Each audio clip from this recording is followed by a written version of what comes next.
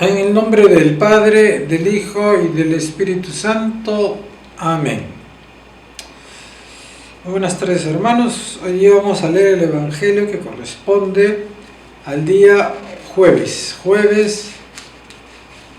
de la semana, de la 12ª semana del tiempo ordinario, después de haber celebrado la Natividad de San Juan Bautista. Es del Evangelio de San Mateo.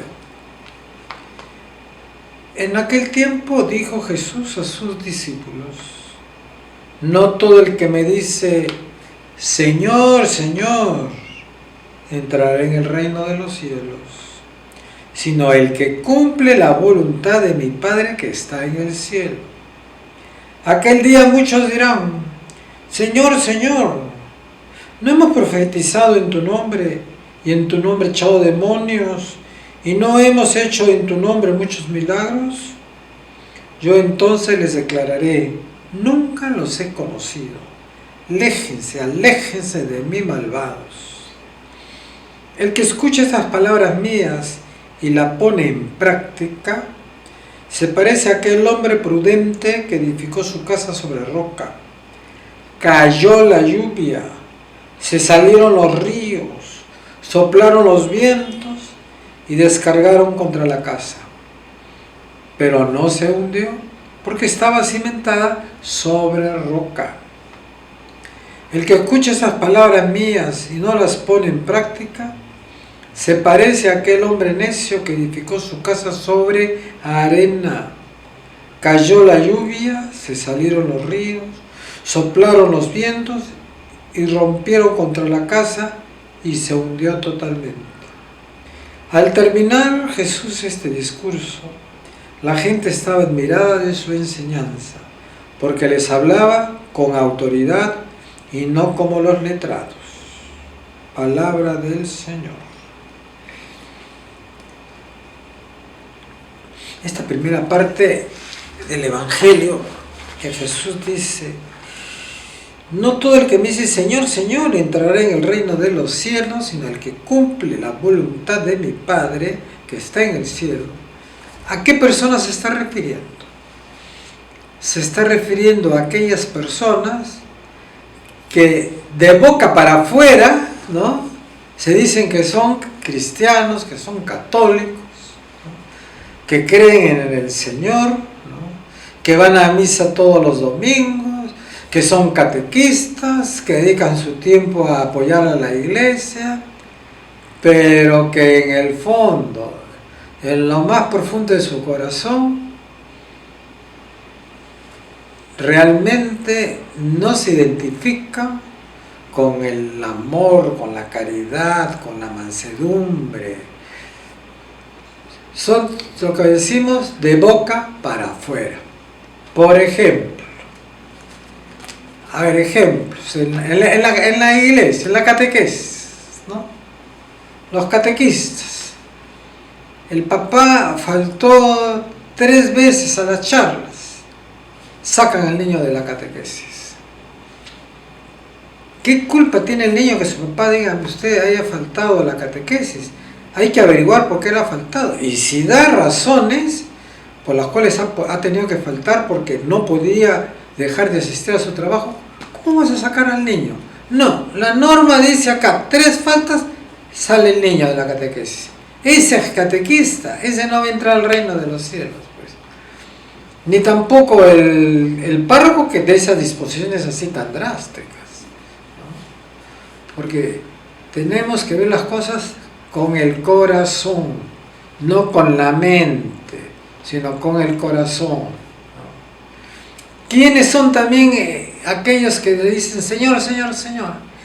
Yo voy a misa todos los domingos, rezo mi rosario todos los días, pero andas de chisme en chisme, levantando calumnias, ¿no? ¿Quiénes se dicen católicos, ¿no? Las noticias que recibimos, que son noticias que no son noticias completas, ¿no? Dan una parte de la noticia, pero no dicen la otra parte importante, ¿no? Como por ejemplo, cuando comenzó a venir la migración la migración venezolana al Perú porque necesitaban salir de su país. Perfecto. Nadie se opone a eso. Pero decir que la migración venezolana favorecía al Perú porque eran gente con títulos, que su formación no le iba a costar nada al gobierno peruano, ¿no? Esa es una falsa información. Ese es desinformar, porque se ahorró la otra parte, que esa gente que no le costó nada al Estado, ahora están quedando sin trabajo. Muchos, miles de peruanos se quedaron sin trabajo, porque por un venezolano despedían a 4 o 5 trabajadores peruanos, familias que se han quedado sin trabajo. Bueno, ese periodista que decía ese el señor también le va a decir: no te conozco porque desinformas, no das bien la información. ¿Quiénes más así se dicen que están con el Señor? Pues no. Yo colaboro con la iglesia, yo todo el tiempo doy tanto y tanto, pero lo que el Señor quiere es que seas, que es una persona auténtica, ¿no? Lo de afuera no le interesa al Señor, le interesa tu corazón, le interesa que cumplas la voluntad del Padre. ¿Y qué cosa es cumplir la voluntad del Padre? Cumplir la voluntad del Padre es organizarse de tal manera, ¿no?, de que yo pueda vivir siguiendo las normas que Dios nos ha dado, que nos ha revelado su Hijo cuando estuvo aquí caminando con nosotros. Lo que dice el magisterio de la Iglesia, guiado por el Espíritu Santo. Lo que la Santísima Virgen María en sus apariciones nos está recordando. Eso es cumplir la voluntad del Padre. No es de apariencia, ¿no? También me acuerdo, no es cuestión política, pero el católico tiene que ser coherente, su vida familiar, social, política, del trabajo y todo. Cuando asumió la nueva presidenta de Bolivia, con la Biblia en la mano, regresa la religión otra vez al gobierno. Nosotros somos creyentes, creemos en el Señor y venimos con la Biblia. Uno de los primeros decretos que dio fue que dispensó a toda la policía, que para dispersar a la gente, si cometía atrocidades, no se les iba a poder juzgar. Esa persona tampoco podrá decirle: Señor, yo entré con la Biblia en la mano. No. Recuérdense todos que cada uno tiene una misión en el pueblo de Dios y que uno va a rendir cuentas de cómo ha cumplido esa misión que le ha tocado, como médico, ¿no? Como médico, el médico que será muy buen médico, muy buen cirujano, pero que recomiende el aborto, ya se ganó su sitio en el infierno. Aquel que va contra la vida, ¿no?, ya se ganó su sitio en el infierno. ¿Y qué es lo que dice el Señor entonces? Nos hace como una comparación, ¿no? Dice: el que escucha estas palabras mías, o sea que es coherente con su vida es coherente, ¿no? Él trata de ir a la santidad, no justifica sus faltas y las pone en práctica. Se parece a aquel hombre prudente que edificó su casa sobre roca. Cayó la lluvia, se salieron los ríos, soplaron los vientos y descargaron contra la casa, pero no se hundió porque estaba cimentada sobre roca. El que escucha estas palabras mías y no las pone en práctica se parece a aquel hombre necio que edificó su casa sobre arena.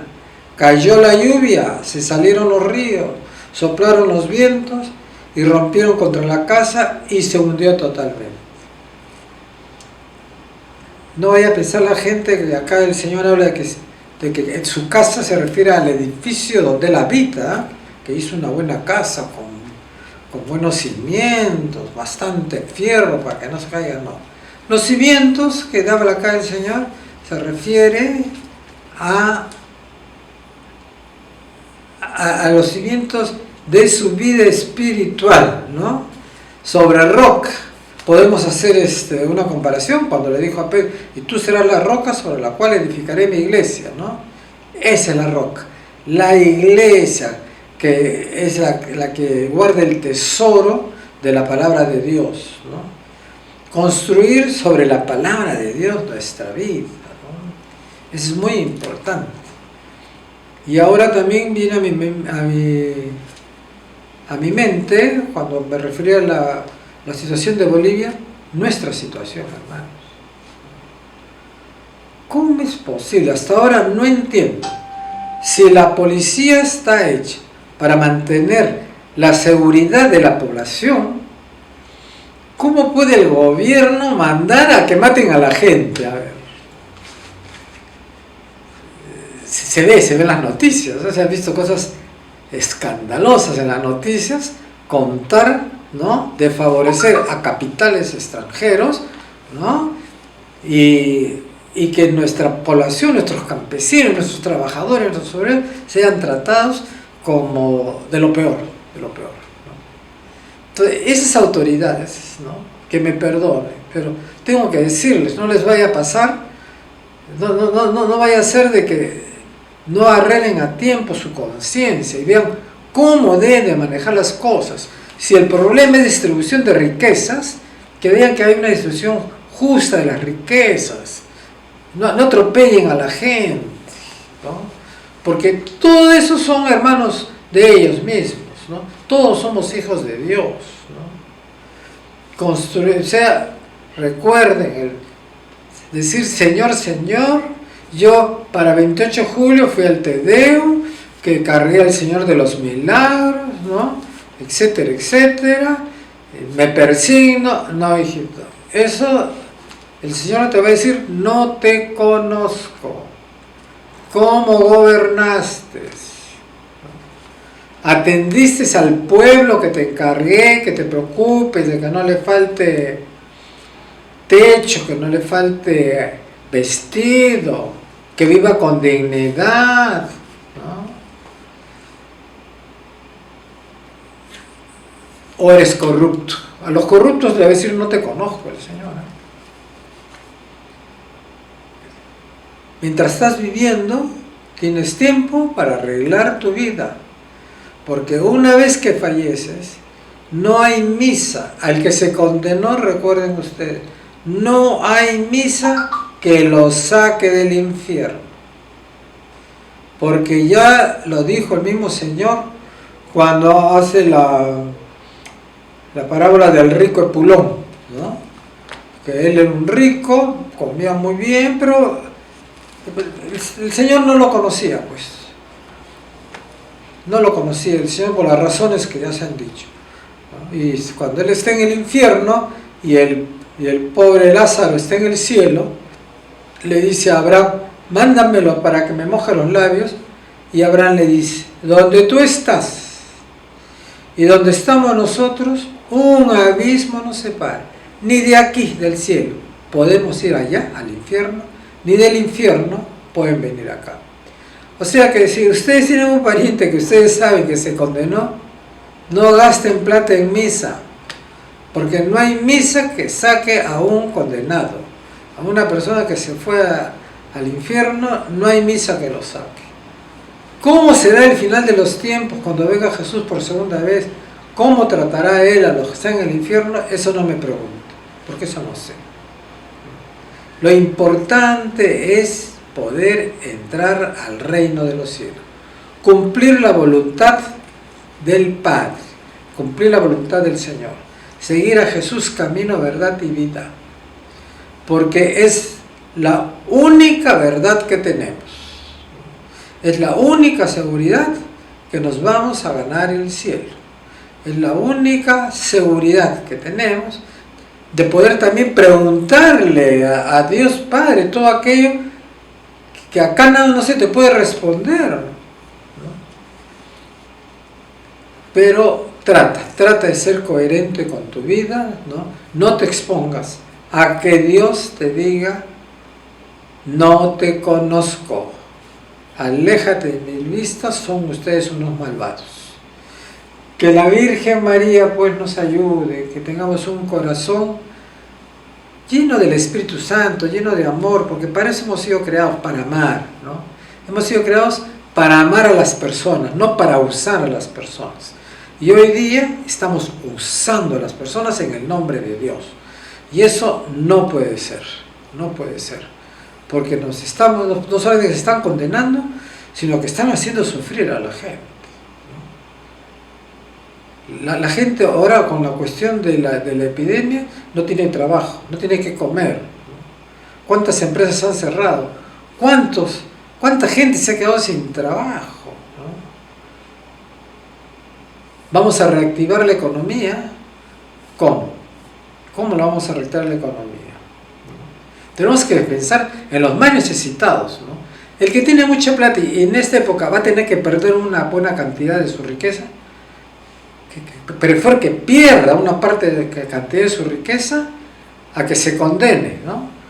En uno de los evangelios anteriores hemos escuchado que el Señor dice, arráncate el ojo, porque más te vale entrar ciego al cielo, sácate la mano, más te vale entrar manco, ¿no? Pierde un poquito de dinero, no te preocupes. A peor es que pierdas la vida eterna. ¿Qué vas a hacer con tanta plata acá en el Perú? ¿No? La gente que le están cobrando las moras, los intereses, qué barbaridad, qué escándalo, por Dios, ¿no? No hay caridad para el prójimo, no hay amor al prójimo, ¿no? Y lo que tiene que cuidar el gobierno es que los ricos y poderosos amen al prójimo. Su prójimo es el más pequeño, ¿no? Y ahora que vamos a entrar a hacer la reactivación de la economía, tiene que ver el gobierno cómo va a hacer para que toda esta gente que no ha podido trabajar 2 meses, que esté en crisis económica y que le quieren cobrar moras e intereses, ¿cómo lo va a arreglar? ¿O va a favorecer al rico o va a favorecer al pobre? Que lo piense bien pues nuestro señor presidente, ¿no? Para que él también pueda ganarse el reino de los cielos. Señor los bendiga, los proteja y los cuide de todo mal. Amén.